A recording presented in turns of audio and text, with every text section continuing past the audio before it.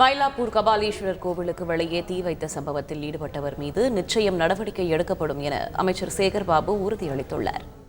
இந்த சம்பவம் என்பது ஏற்றுக்கொள்ள முடியாத சம்பவம்தான். ஆனாலும் இது திருக்கோயில் உள்ளே நடைபெறவில்லை.